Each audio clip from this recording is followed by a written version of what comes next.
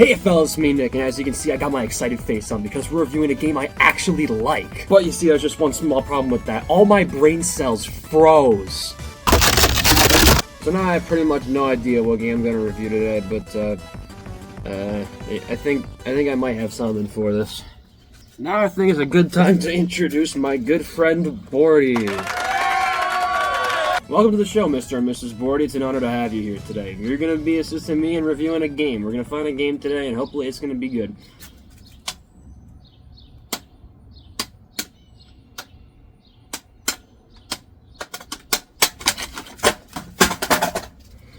Project Lazarus. Ah yes, Project Lazarus. A game where you kill zombies, and it's pretty much entirely based off of Call of Duty Zombies. But that's okay, because it's completely made in Roblox.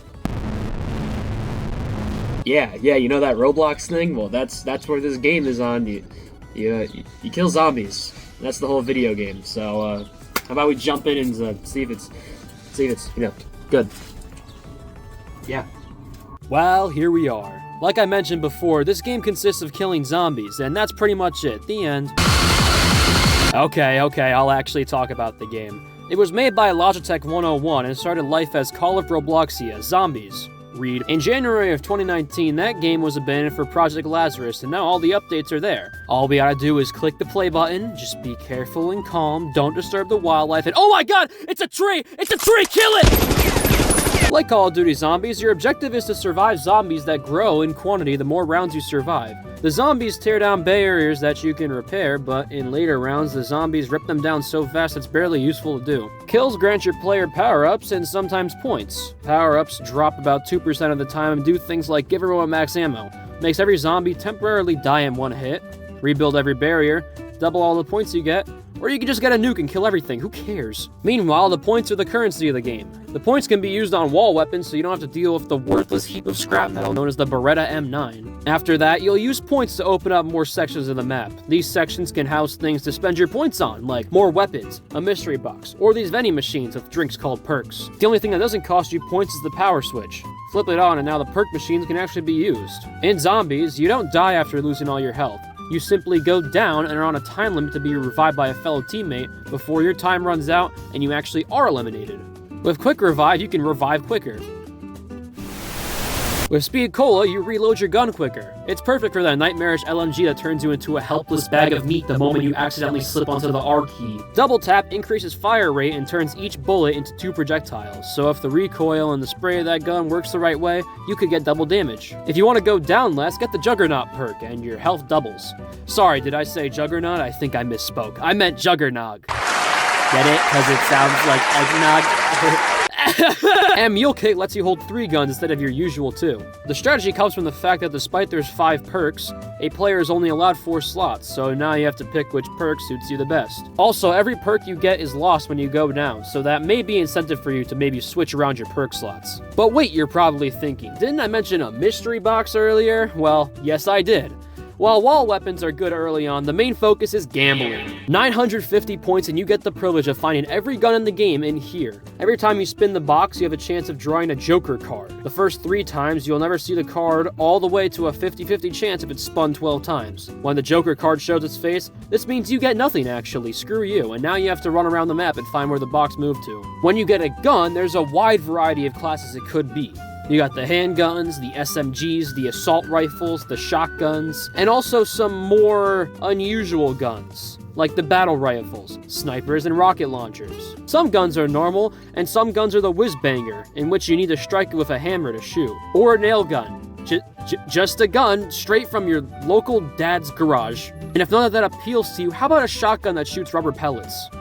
I don't know, just go with it. However, one kind of weapon blasts the rest out of the water. The Wonder Weapons. There's only 2, but that doesn't excuse how insanely overpowered they both are. The ray gun is the first one, which blasts green orbs of splash damage when they hit something. It's good for crowds of zombies, but if you get hit by your own ray gun splash, you get disoriented and slowed, which could lead to yourself getting down. The other is Frostbite, which shoots a blue thing that freezes all the zombies in the area, killing them after a few seconds. Like the ray gun, there's also a small downside from splash damage. In this gun, if you get caught in the blue thing, you become frozen and very slowly regain walk speed, while the zombies are free to tear your frozen body limb from limb. Now surely, this has to be the endgame. I mean, where else can you go if you get a gun with a 100% chance of randomly rolling out the box? Well, that's where the final machine comes in, and it's called Pack-a-Punch. Depending on what maps you're on, you're gonna have to do a little side quest to activate the machine, but once you do, you can spend upwards of 5,000 of your hard-earned dollars on a gun made of the Roblox glow material instead of the default plastic material. In actuality, when you have your gun Pack-a-Punch, every stat associated with it is way better.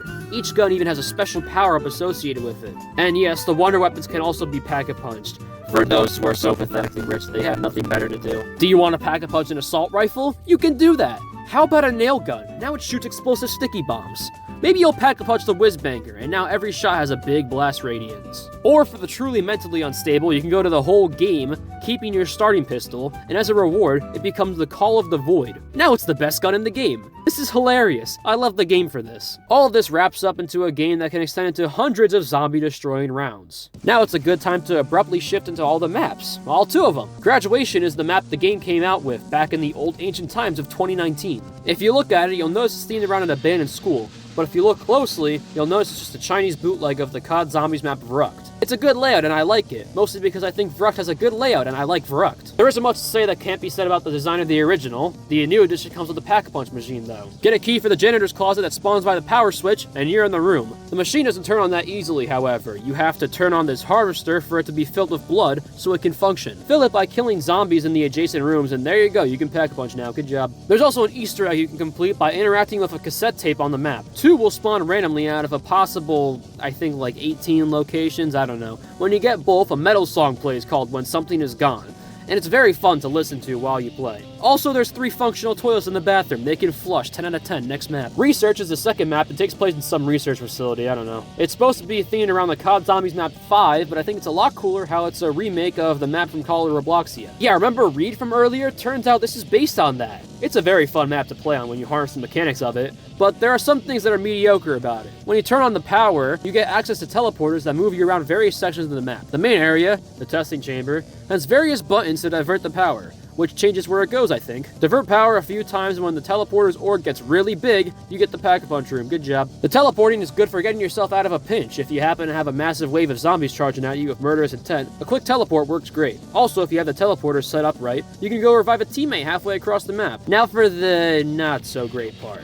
Each map's section is broken up by these reinforced doors. Not only do you have to clear debris from these doors, but then you have to spend 100 points for them to unlock. Not open, just unlock. One time. So you spend it and 18 decades pass by while you're trying to just get across the map. It is mind-numbingly irritating. But thankfully you can bypass this whole thing with some teleporting, as each important section of the map is accessible with the teleporter. However, in the early stages when you need to open doors without the power on, it makes me wish zombies were eating me alive in real life. This also has the cassette tape Easter egg, but now all 4 sections I keep mentioning have a tape to collect. One is in the spawn room, one is in the testing chamber, one is somewhere in the laboratory, and one is in the Pack-a-Punch room.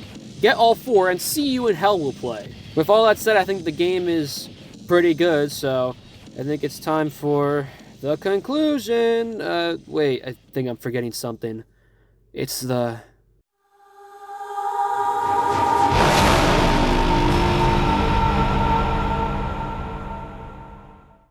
So apparently there's going to be loot boxes. I mean, why else would they add a button called loot boxes? Was it there for no reason? Is it there specifically to mess with me? For years now, Logic Dev 101 has included a camo test menu on the weapons menu that lets you view skins that have rarities. But despite this, nothing has been added after all the updates. But you know what we do have? We got game passes. 350 Roblox doubloons, and you get the privilege of 3 guns.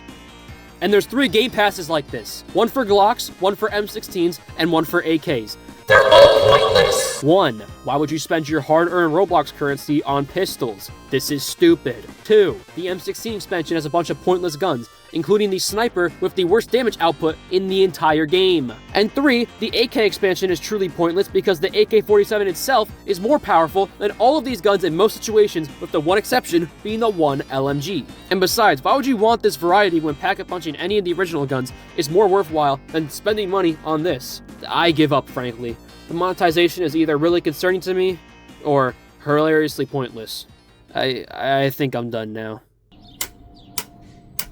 Oh, you're back! So in conclusion, Project Lazarus is kind of a crossbreed of Roblox and COD Zombies mechanics, and I think it's done very well. It takes the core mechanics of COD and Zombies and Roblox and it mixes it in a really good way where it's original in certain mechanics, and then there's parts where it's not original or unique or anything, but it's still got a good gameplay loop because a lot of the parts are still unique.